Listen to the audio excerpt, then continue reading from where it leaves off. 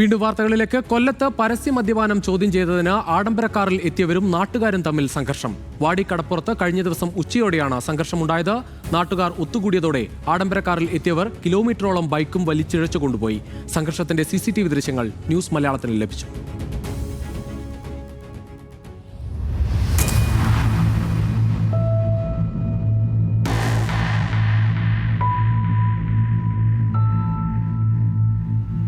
തിരുവനന്തപുരം വിമാനത്താവളത്തിൽ നിന്ന് യാത്രക്കാരനെ കൊണ്ടുവന്ന 3 ആഡംബര കാറുകളിലെത്തിയവരാണ് സംഘർഷം ഉണ്ടാക്കിയത്.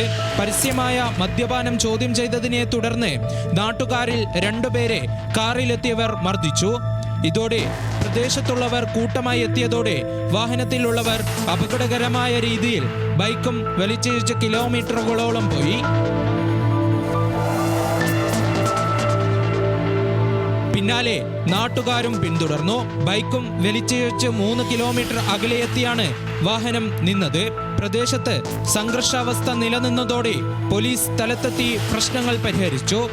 ബൈക്ക് ഉടമയ്ക്ക് നഷ്ടപരിഹാരം നൽകിയതോടെ പരാതിയില്ലെന്ന് ഇരു കൂട്ടരും പറഞ്ഞു. ഇതോടെ കേസെടുക്കാതെ പോലീസും സ്ഥലത്ത് നിന്ന് മടങ്ങി. ന്യൂസ് മലയാളം, കൊല്ലം.